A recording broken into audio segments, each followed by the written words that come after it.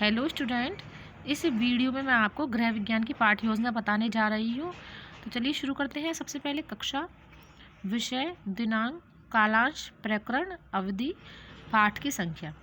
अब देखिए प्रकरण है हमारा वस्त्रों की धुलाई। अब सबसे पहले ये फॉर्मेट हम बनाएंगे। उद्देश्य, अपेक्षित, व्यवहारगत परिवर्तन।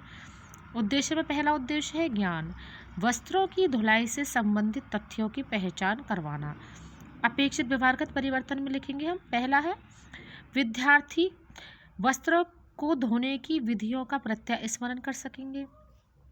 विद्यार्थी वस्त्रों की धुलाई के बारे में प्रत्याविज्ञान कर सकेंगे। दूसरा उद्देश्य है अवबोध, वस्त्रों की धुलाई से संबंधित सिद्धांतों का अवबोध करवाना। अपेक्षित व्यवहारगत परिवर्तन में लिखेंगे हम, पहला पॉइंट, विद्यार्थी वस्त्रों की धुलाई करने की विधियों का विश्लेषण व वर्गीकरण कर सकेंगे। तीसरा उद्देश्य है ज्ञान उपयोग, वस्त्रों की धुलाई से संबंधित विकास करवाना।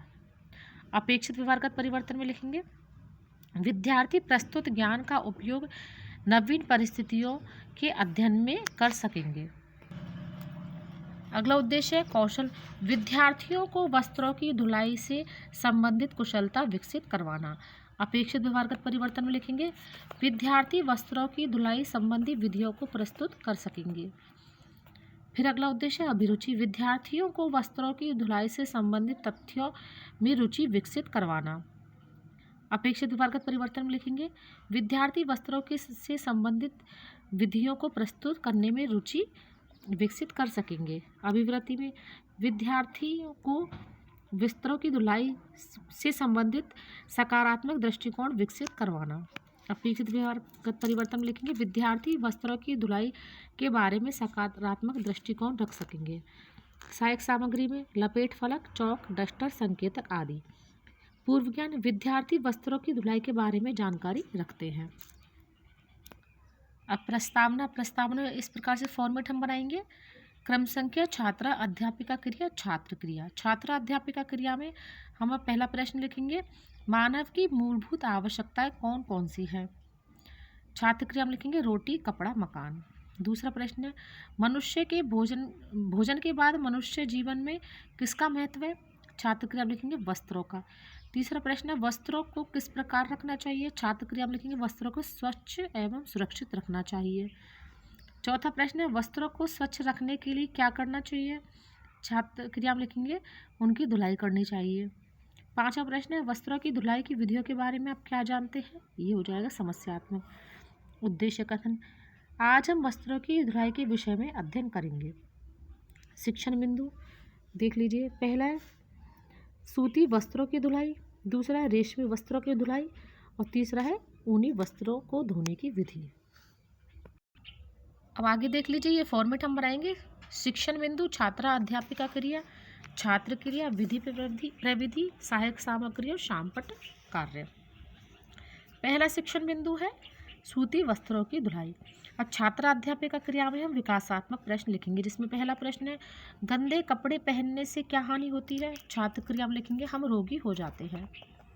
दूसरा प्रश्न है, कपड़ों की सफाई के लिए हमें क्या करना चाहिए। छात्र क्रिया में लिखेंगे धुलाई करनी चाहिए। तीसरा प्रश्न है, कपड़ों की धुलाई के लिए हमें किन किन वस्तुओं की आवश्यकता पड़ती है। छात्र क्रिया में लिखेंगे साबुन, सर्फ व ब्रश की। चौथा प्रश्न है, सूती वस्त्रों की धुलाई किस प्रकार से करनी चाहिए। तो छात्र क्रिया में लिखेंगे निरुत्तर। विधि प्रविधि में लिखा जाएगा प्रश्नोत्तर प्रविधि। अब सहायक सामग्री में इस प्रकार से हम सूती वस्त्र का फोटो लगा देंगे। शामपट कार्य में इस प्रकार से ब्लैक शीट पर हम रोगी हो जाते हैं, धुलाई, साबुन, सर्फ व ब्रश।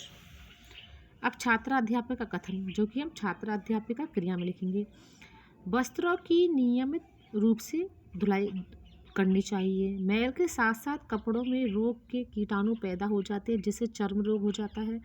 सूती वस्त्रों को साबुन लगातार तथा खूब रगड़कर साफ करना चाहिए। छात्र क्रिया में लिखेंगे छात्र छात्राएं ध्यान पूर्वक सुनेंगे व समझेंगे। विधि प्रविधि में आ जाएगा व्याख्यान विधि। अब आगे हम देखते हैं विकासात्मक प्रश्न।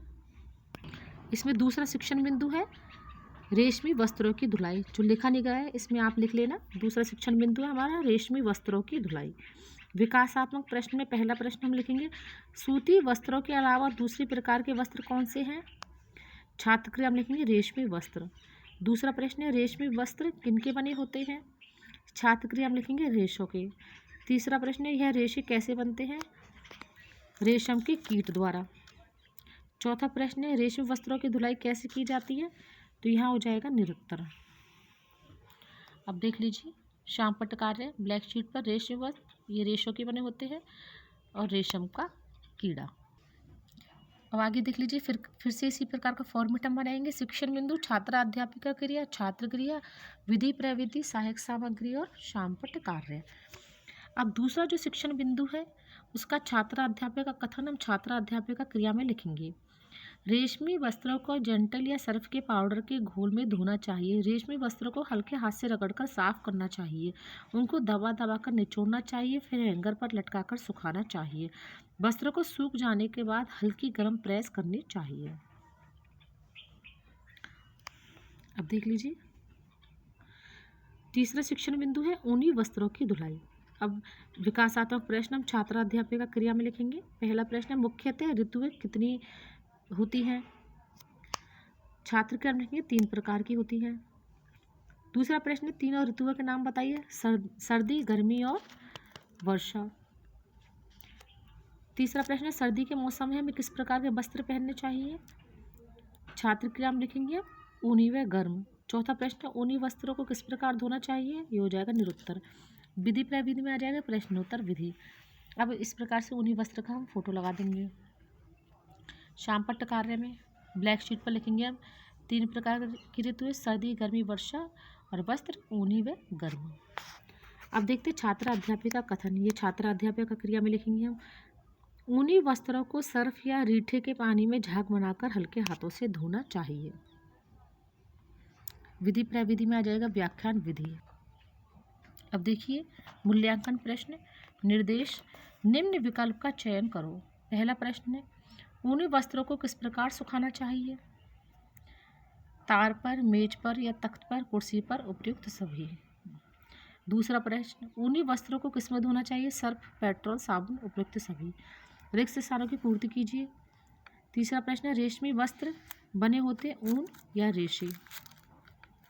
चौथा प्रश्न है, कपड़ों की सफाई के लिए हमें क्या करना चाहिए? धुलाई, गंदा। फिर अगला निर्देश है, निम्न प्रश्नों के उत्तर दीजिए। रेशमी वस्त्रों पर प्रेस किस प्रकार करते हैं?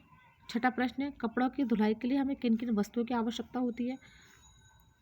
अब देखते गृह कार्य, वस्त्रों की धुलाई किस प्रकार करनी चाहिए तथा इनको सुरक्षित रखने के लिए हमें क्या क्या करना चाहिए? तो देखिए ये हो गया गृह विज्ञान की पाठ्य योजना। इसी फॉर्मेट को ध्यान में रखकर हम गृह विज्ञान की और भी पाठ्य योजना बना सकते हैं। अगर आपको कहीं भी सुधार की गुंजाइश लगे तो आप इसमें सुधार भी कर सकते हैं। Thank you.